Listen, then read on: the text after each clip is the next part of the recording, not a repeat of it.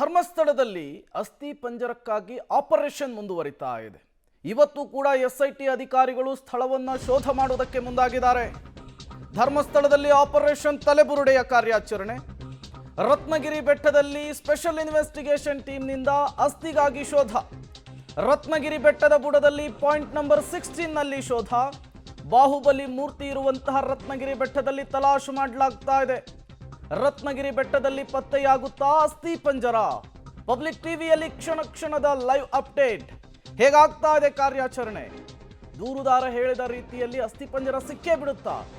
ಕ್ಷಣ ಕ್ಷಣದ ಮಾಹಿತಿಯನ್ನ ರತ್ನಗಿರಿ ಬೆಟ್ಟದಿಂದ ನಿಮ್ಮ ಮುಂದೆ ನಿಮ್ಮ ಪಬ್ಲಿಕ್ ಟಿವಿ ಇಡುತ್ತೆ. ಪಾಯಿಂಟ್ ನಂಬರ್ 16 ಇದು. ಇಲ್ಲಿಯವರೆಗೂ 14 ಜಾಗವನ್ನು ಅಗೆಯಲಾಗಿದೆ. ಯಾವುದೇ ಎಲುಬು ಸಿಕ್ಕಿಲ್ಲ, ತಲೆಬುರುಡೆ ಸಿಕ್ಕಿಲ್ಲ.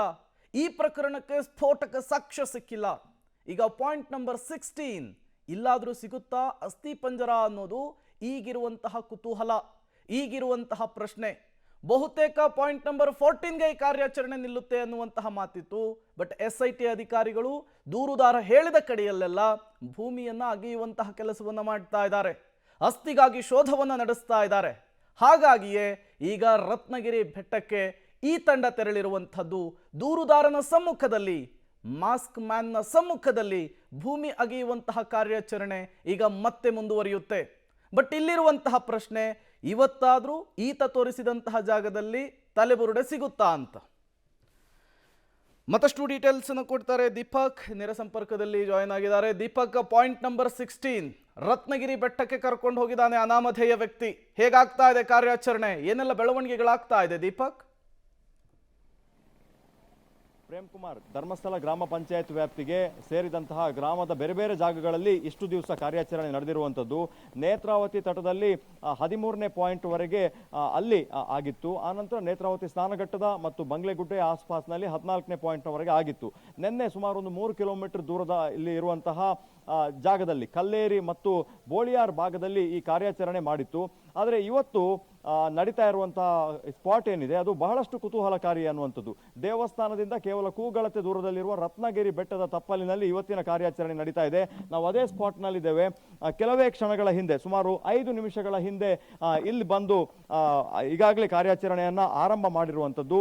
SP ಜಿತೇಂದ್ರ ದಯಾಮ್ ಅವರ ನೇತೃತ್ವದಲ್ಲಿ ಈಗ ಸ್ಪಾಟ್ ಅನ್ನ ಮಹಜರು ಮಾಡುವಂತಹ ಪ್ರಕ್ರಿಯೆಯನ್ನ ಮಾಡಲಾಗ್ತಾ ಇದೆ. ದೂರುದಾರ ಬಂದ ಕೂಡಲೇ ಹೇಳಿರುವಂಥದ್ದು, ಇಲ್ಲಿ ಒಣಗಿದ ಮರದ ಕೆಳಗೆ ಮೃತದೇಹ ಇದೆ ಅನ್ನುವಂಥದ್ದನ್ನ ಹೇಳಿರುವಂಥದ್ದು ನಾವು ನೋಡ್ಬೋದು. ಇಡೀ ಸ್ಪಾಟ್ ಅನ್ನ ಅಲ್ಲಿ ಮಾರ್ಕ್ ಮಾಡುವಂತಹ ಪ್ರಕ್ರಿಯೆಯನ್ನ ಈಗ ಮಾಡ್ತಾ ಇದ್ದಾರೆ. ಪ್ರಮುಖವಾಗಿ ಗಮನ ಸೆಳೆದಿರುವಂಥದ್ದು, ಇದಕ್ಕೂ ಮೊದಲು ನಡೆದಂತಹ ಕಾರ್ಯಾಚರಣೆ ಏನಿದೆ, ಈ ಕಾರ್ಯಾಚರಣೆ ಅದು ಇದ್ದಿದ್ದಂಥದ್ದು ನೇತ್ರಾವತಿ ಸ್ನಾನಘಟ್ಟ ಮತ್ತು ಸುಮಾರು 5 ಕಿಲೋಮೀಟರ್ ದೂರದಲ್ಲಿ ಇರುವಂತಹ ಒಂದು ಸ್ಥಳ ಬೋಳಿಯಾರ್. ಆ ಬೋಳಿಯಾರ್ ಭಾಗಗಳಲ್ಲಿ 4 ಜಾಗಗಳಲ್ಲಿ ಶವ ಶೋಧದ ಪ್ರಕ್ರಿಯೆಯನ್ನ ಮಾಡಲಾಗಿತ್ತು. ಆದರೆ ಇವತ್ತು ನಡೀತಾ ಇರುವಂಥದ್ದು ರತ್ನಗಿರಿ ಬೆಟ್ಟದ ಪಕ್ಕದಲ್ಲಿ ಅನ್ನುವಂಥದ್ದು. ಬಾಹುಬಲಿ ಬೆಟ್ಟಕ್ಕೆ ರಸ್ತೆಯ ಮೂಲಕ ಹೋಗುವಂತಹ ಒಂದು ರಸ್ತೆ ಇದೆ. ಇದರ ಒಂದು ಇಳಿಜಾರಿನಲ್ಲಿ ಈ ತರದ ಕಾರ್ಯಾಚರಣೆ ನಡೀತದೆ. ಸ್ಥಳಕ್ಕೆ ಬಂದಂತಹ ದೂರುದಾರ ಹೇಳಿರುವಂಥದ್ದು, ಈ ಒಣಗಿದ ಮರದ ಕೆಳಗೆ ಮೃತದೇಹ ಇರುವಂತಹ ಸಾಧ್ಯತೆ ಇದೆ ಅಂತೇಳಿ. ಹಾಗೆ ಸುತ್ತಮುತ್ತಲಿನ ಜಾಗವನ್ನ ಮಾರ್ಕ್ ಮಾಡಿದ್ದು. ಆದರೆ ಒಂದು ಸವಾಲು ಇರುವಂಥದ್ದು, ಈ ಬೆಟ್ಟದ ತಪ್ಪಲಿನಲ್ಲಿ ಇಲ್ಲಿ ಯಾವುದೋ ಕನ್ಸ್ಟ್ರಕ್ಷನ್ಗೆ ಒಂದು ಭೂಮಿಯನ್ನ ಲೆವೆಲ್ ಮಾಡಿದ ರೀತಿ ಕಂಡು ಬರ್ತಾ ಇದೆ. ಆ ಮಣ್ಣನ್ನು ಹೊರಗಿಂದ ತಂದು ಅಲ್ಲಿ ಹಾಕಿದಂತಹ ಪರಿಸ್ಥಿತಿ ಇದೆ ಸದ್ಯಕ್ಕೆ. ಹಾಗಾಗಿ ಸುತ್ತಮುತ್ತಲ ಜಾಗವನ್ನ ಅಗೆಬೇಕಾದಂತಹ ಪರಿಸ್ಥಿತಿ ನಿರ್ಮಾಣ ಆಗಿದೆ ಅನ್ನುವಂಥದ್ದು. ಹಾಗಾಗಿ ಕಾರ್ಯಾಚರಣೆ ಈಗ ಸಾಗ್ತಾ ಇದೆ. ಎಲ್ಲ ಹಿರಿಯ ಅಧಿಕಾರಿಗಳು ಸ್ಥಳಕ್ಕೆ ಬಂದಿರುವಂಥದ್ದು. ನಿನ್ನೆ ರೀತಿಯಲ್ಲೇ ಕೂಡ, ಅಂದ್ರೆ ಕಾರ್ಯಾಚರಣೆ ಸಂಜೆಯವರೆಗೂ ಕೂಡ ನಡೆದ್ರು. ಅದಕ್ಕೆ ಬೇಕಾದಂತಹ ಎಲ್ಲ ವ್ಯವಸ್ಥೆಗಳನ್ನ ಮಾಡ್ಕೊಂಡಿರುವಂತದ್ದು. ಹಾಗಾಗಿ ಕೆಲವೇ ಕ್ಷಣಗಳಲ್ಲಿ ಈಗ ಮಹಜರ್ ಪ್ರಕ್ರಿಯೆ ಆಗಿದೆ. ಉತ್ಖನನ ಮಾಡುವಂತಹ ಪ್ರಕ್ರಿಯೆ ಈಗ ಆರಂಭ ಆಗಬಹುದು. ಪ್ರೇಮ್. ಓಕೆ ದೀಪಕ್, ಹಾಗೆ ಸಂಪರ್ಕದಲ್ಲಿರಿ. ಮತ್ತಷ್ಟು ಅಪ್ಡೇಟ್ಸ್ ನಿಮ್ಮಿಂದ ಪಡಿತಾ ಹೋಗ್ತೀನಿ. ಇದೇ ವಿಚಾರಕ್ಕೆ ಸಂಬಂಧಪಟ್ಟಂತೆ ಮತ್ತಷ್ಟು ಡೀಟೇಲ್ಸ್ ಕೂಡ ಸಿಗ್ತಾ ಇದೆ. ಧರ್ಮಸ್ಥಳದಲ್ಲಿ ಅಸ್ಥಿ ಪಂಜರಕ್ಕಾಗಿ SIT ಶೋಧ ಮುಂದುವರೆದಿದೆ. ಹೊಸ ಜಾಗಕ್ಕೆ ಅನಾಮಿಕನನ್ನ SIT ಟೀಮ್ ಕರೆತಂದಿದೆ. ಒಣಗಿದ ಮರದ ಕೆಳಗೆ ಜಾಗವನ್ನ ತೋರಿಸಿದ್ದಾನೆ ಮುಸುಕುದಾರಿ. ಅನಾಮಿಕ ತೋರಿಸಿದ ಜಾಗವನ್ನ ಗುರುತು ಮಾಡಿದೆ SIT. ಗುರುತು ಮಾಡಿದ ಜಾಗವನ್ನ ಅಗೆಯುವುದಕ್ಕೆ ಕಾರ್ಮಿಕರು ಕೂಡ ರೆಡಿಯಾಗಿದ್ದಾರೆ. ಹಾಗಾಗಿ ಇವತ್ತಾದ್ರೂ ಆತ ತೋರಿಸಿದಂತಹ ಜಾಗದಲ್ಲಿ ಅಸ್ಥಿ ಪಂಜರ ಸಿಗುತ್ತಾ, ಎಲುಬು ಸಿಗುತ್ತಾ ಅನ್ನೋದು ಕುತೂಹಲ. ಈಗಾಗಲೇ ಬಂಗ್ಲೆಗುಡ್ಡ ಆಯಿತು, ಕಲ್ಲೇರಿ ಆಯಿತು, ಬೋಳಿಯಾರ್ ಆಯಿತು, ಈಗ ರತ್ನಗಿರಿ ಬೆಟ್ಟ ಅಥವಾ ಬಾಹುಬಲಿ ಬೆಟ್ಟ ಅಂತ ಕೂಡ ಕರೀತಾರೆ. ಇದು ದೇವಸ್ಥಾನದಿಂದ ಕೂಗಳತೆಯ ದೂರದಲ್ಲಿರುವಂಥದ್ದು, ಧರ್ಮಸ್ಥಳ ಗ್ರಾಮ ಪಂಚಾಯಿತಿಯ ವ್ಯಾಪ್ತಿಗೆ ಬರುವಂತಹ ಜಾಗ. ಈ ಜಾಗವನ್ನ ಈಗ ಅನಾಮಿಕ ವ್ಯಕ್ತಿ ಗುರುತಿಸಿದ್ದಾನೆ. ಅದೇ ಜಾಗದಲ್ಲಿಯೇ ಕೆಲವೇ ಕ್ಷಣಗಳಲ್ಲಿ ಉತ್ಖನನದ ಪ್ರಕ್ರಿಯೆ ಆರಂಭ ಆಗುತ್ತೆ. ಈತ ಮಾಡ್ತಾ ಇರುವಂತಹ ಆರೋಪಕ್ಕೆ ಇವತ್ತಾದ್ರೂ ಸಾಕ್ಷ್ಯ ಸಿಗುತ್ತಾ ಅನ್ನೋದು ಎಲ್ಲರ ಕುತೂಹಲ. ಈಗಾಗಲೇ 14 ಜಾಗವನ್ನು ಅಗೆದು ಬಗೆದರೂ ಕೂಡ ಸ್ಫೋಟಕ ಸಾಕ್ಷ್ಯಗಳು ಸಿಕ್ಕಿಲ್ಲ ಈ ಪ್ರಕರಣಕ್ಕೆ. ಆತ ಹೇಳ್ತಾ ಇರುವ ರೀತಿಯಲ್ಲಿ ಯಾವುದೇ ರೀತಿಯ ದೊಡ್ಡ ಮಟ್ಟದ ಕುರುಹುಗಳು ಸಿಗ್ತಾ ಇಲ್ಲ. ಹಾಗಾಗಿ ಇವತ್ತಿನ ಜಾಗ ತುಂಬ ಕುತೂಹಲಕ್ಕೆ ಕಾರಣವಾಗ್ತಾ ಇದೆ. ಇದು ಸ್ಪಾಟ್ ನಂಬರ್ 16. ನೇರ ದೃಶ್ಯಾವಳಿಗಳನ್ನು ನೀವು ಗಮನಿಸ್ತಾ ಇದ್ದೀರಿ. ಇಲ್ಲೂ ಕೂಡ ದಟ್ಟ ಅರಣ್ಯ ಇದೆ, ಸಂಪೂರ್ಣವಾಗಿ ಗಿಡ ಮರಗಳು ಬೆಳೆದಿದೆ. ಒಣಗಿದ ಮರದ ಕೆಳಗೆ ಜಾಗವನ್ನು ಈತ ಗುರುತಿಸುವಂತಹ ಕೆಲಸವನ್ನು ಮಾಡಿದ್ದಾನೆ. ಮತ್ತಷ್ಟು ಡೀಟೇಲ್ಸ್ ಕೊಡ್ತಾರೆ ದೀಪಕ್, ನೇರ ಸಂಪರ್ಕದಲ್ಲಿ ಜಾಯಿನ್ ಆಗಿದ್ದಾರೆ. ದೀಪಕ್, ಈತ ತೋರಿಸಿರುವಂತಹ ಈ ಜಾಗ ತುಂಬಾ ಕುತೂಹಲ ಕಾರಣವಾಗ್ತಾ ಇದೆ. ಉತ್ಖನನದ ಪ್ರಕ್ರಿಯೆ ಎಷ್ಟು ಗಂಟೆಗೆ ಸ್ಟಾರ್ಟ್ ಆಗಬಹುದು, ಏನೆಲ್ಲ ಬೆಳವಣಿಗೆಗಳಾಗ್ತಾ ಇದೆ ಅಂತ ಹೇಳಿ? ಪ್ರೇಮ್ ಕುಮಾರ್, ಇನ್ನೊಂದು 10 ನಿಮಿಷದಲ್ಲಿ ಈ ಉತ್ಖನನ ಕೆಲಸ ಆರಂಭ ಆಗಬಹುದು ಅನ್ನುವಂಥದ್ದು.